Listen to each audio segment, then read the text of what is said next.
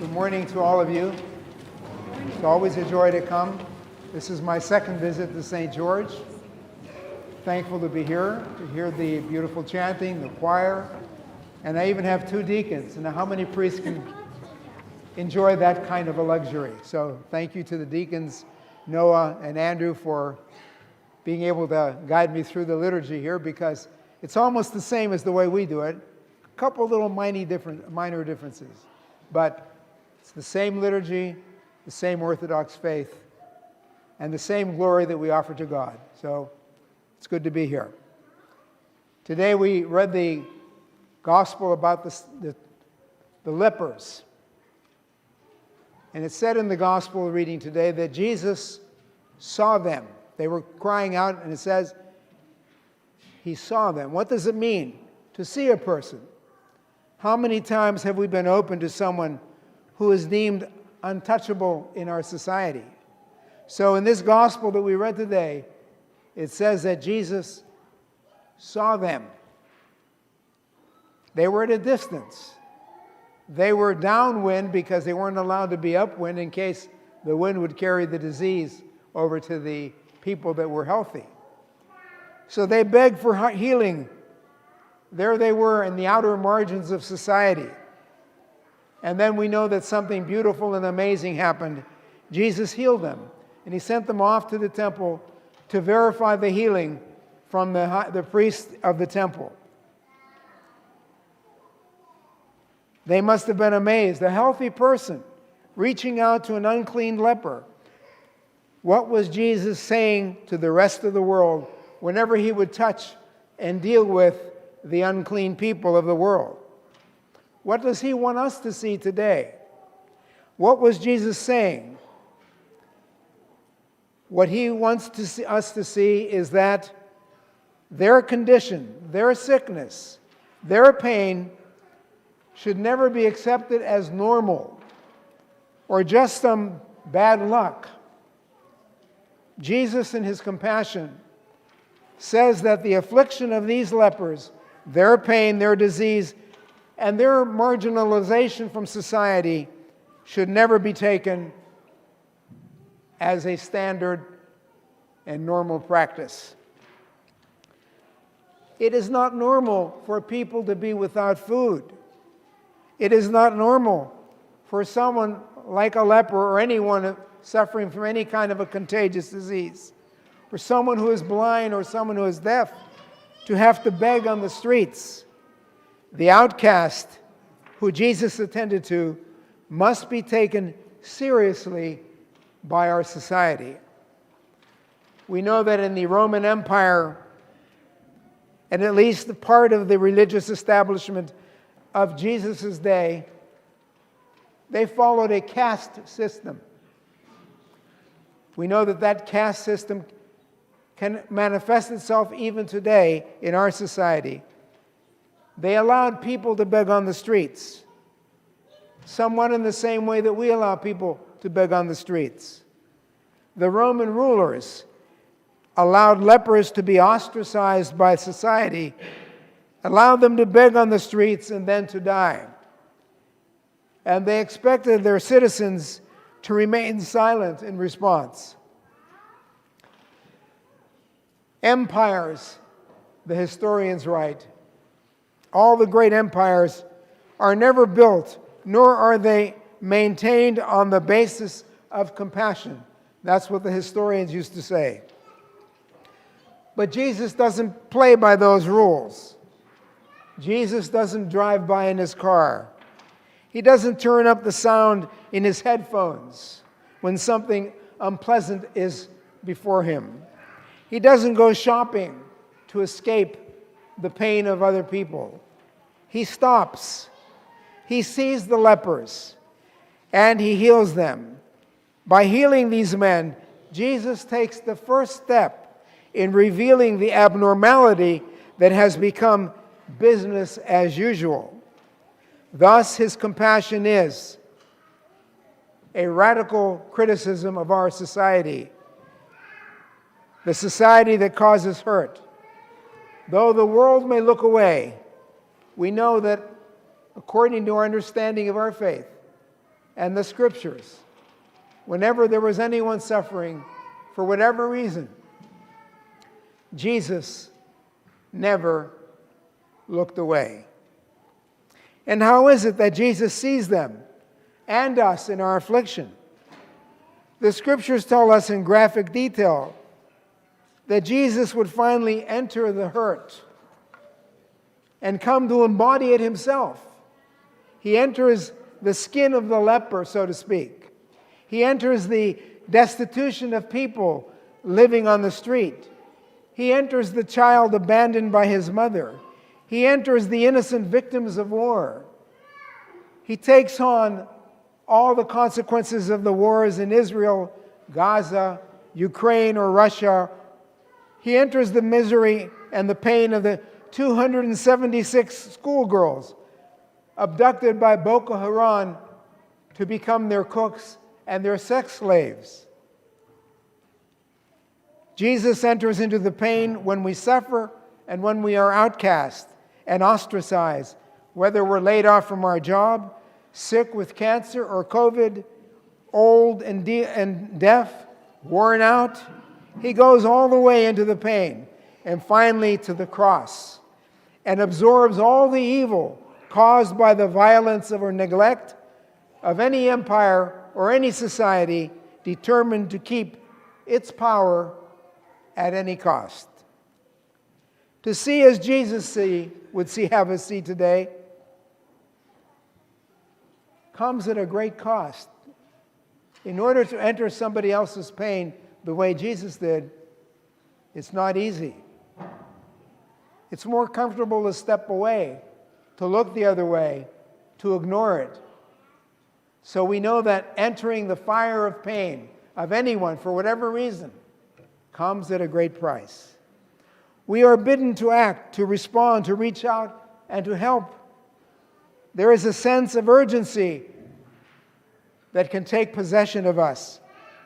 I can remember my own experience at the Hogar Rafael Ayau in Guatemala that I've been visiting and had visited for many years. And I know your beloved Father John, now Bishop John of Boston, was also very much active with the orphanage in Guatemala. He adopted a girl as his daughter now, just as we adopted our daughter, Jennifer. She lives in Pittsburgh, and I know Father John, now Bishop John, is living with his daughter there. But we know we have that common experience, and we're also kind of neighbors living in the same municipality. But anyway, I would go every year with a group of women from our parish. They were the Philoptochos ladies. The Philoptochos in Greek means the friends of the poor. And that was the organization that we would travel with. Now, on that particular visit that we made 15 years ago, still remains in my mind. I was asked by the nuns at the orphanage to go to the public hospital and to visit one of the little children, one of the little girls. Her name was Adriana. And I was told that she was very, very sick. So I went with some people that knew the way to the hospital. And as we got to the entryway of the hospital, just outside of it, there was like a kind of like a big garden there. And there were hundreds and hundreds of people waiting to get in. But they weren't allowed just to go in at any time that they wanted. The visiting hours were restricted. So we walked through all of those people waiting to see whoever it was they had in the hospital. Across the street was one store after another. And what were they doing? They were selling caskets in order to accommodate the need coming from the hospital. Because usually in Guatemala, when you go to the hospital, your chances of coming out are not too good, or at least coming out alive. I've visited many hospitals in Guatemala, and it's really so much different than anything that you would see here in Pittsburgh with the beautiful hospitals that we have, We know that it's a different reality there altogether. People are crammed into wards, one bed after another, trying to get the attention of a nurse, trying to be cared for in some way, crying out in pain, suffering stoically many times. But usually it's not a good thing. And that's why the Guatemalans will never go to the hospital unless they are dying, because they have nowhere else to go. But anyway, once we were in the hospital, after clearing security, we wound our way through the maze-like corridors until we arrived at the pediatric ward where I would find and look for that little girl, Adriana. It was a large room filled with many beds, and on each one of them was a child suffering from some serious illness or trauma. I prayed for little Adriana, and I anointed her with holy oil. Unfortunately, a month later, she would die. Meanwhile, still at the hospital, we kept praying for other children because parents grabbed me. They saw I was a priest. They grabbed me and they pushed me over to their bed where their baby was or their child was. And so we had to say, I could have stayed all day. That's the way it was there at the hospital. It was really quite an experience, a collage of human woe, all gathered in this one enormous room with one bed after another, with babies and children crying, seeking help, asking God's mercy. It was really an overwhelming feeling to be there and not to be able to fully alleviate the suffering of the people. As I said before, that hospital visit took place 15 years ago this past week. Now, let's go back to the orphanage on that same day 15 years ago. I found the ladies on our mission team gathering in their favorite place at the orphanage, in the nursery, because there were a lot of little babies, 20, 22, 23, I don't know, they remember the exact number, and their job was to take the babies, to cuddle them, to carry them, to rock them, to make them feel a connection with another human being. That was the purpose of it. And so it was. They could not stay away from that place because they loved to do that. They were mothers, and it was very natural. One of the babies, in particular, drew much of their compassionate attention. It was a little baby, and his name was Sergio. A few months earlier, he was left in a basket outside of the orphanage doors, and he was still wearing the wristband from the hospital. But he was partially blind, and he had other severe physical deformities. He was deemed unfit to stay with the birth mother, who was very poor. Defective children in places like Guatemala are looked upon as outcasts and accursed in that culture. So he would have no future to look forward to in that country. Who knows how long he would have lived had he stayed there. But when this outcast came to the orphanage, he was given the name of a saint, Sergius. He was baptized in the name of the Trinity, and he was cared for as a person with value. What for many was a handicap, his blindness and his many deformities became the means of his rescue. The ladies in our group saw a baby, Sergio. They didn't see an outcast, but they wanted to do more for him.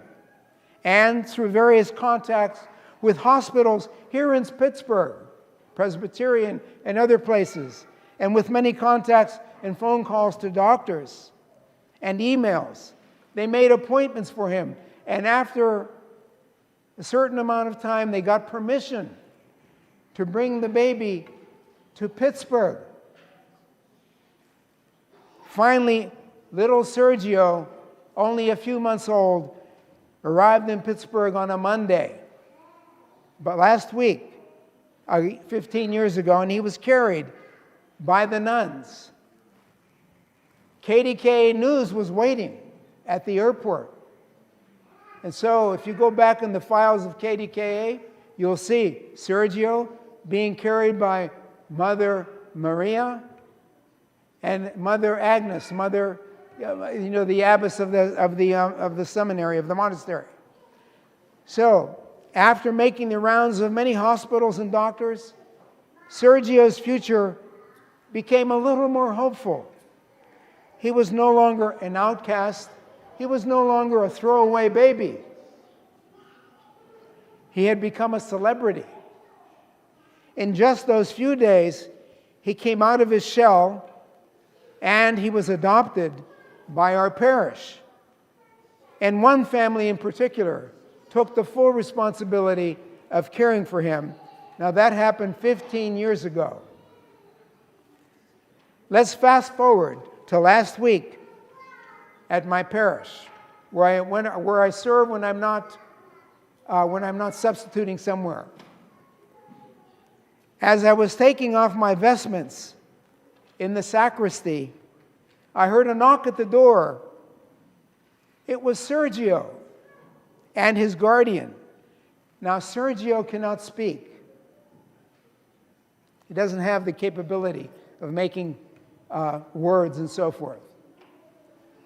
But he understands everything. So you can talk to him and you can communicate with him in some form of sign language. Sergio wanted me to know that it was his 15th anniversary since coming to Pittsburgh. Sergio now serves in the altar as one of our altar boys every Sunday. And in the altar, this boy that can't speak prays with his whole heart. And he senses the holy gifts whenever we go around the church for the great entrance. He stumbles a little bit, but that's okay. The one arm is somewhat restricted, but the other one is good. And he knows what he's doing. He had a cornea transplant, so he sees better now. So, all of this happened because our ladies could not accept his condition as normal and acceptable. They made his pain and his abandonment theirs, and they decided to do something about it. They not only saw a baby with a blind eye and many deformities, they also saw a precious soul. A soul that was worthy of their love and care. They saw Sergius through the eyes of Jesus, just the way Jesus. We put in Jesus' eyes, we see things in a different way. Today, my brothers and sisters of St. George, I pray that all of us will see in this way. For to do otherwise is to be truly blind. May we rise to the love that Jesus had for all of us. And may we see with his eyes. In the name of the Father, the Son, the Holy Spirit. Amen.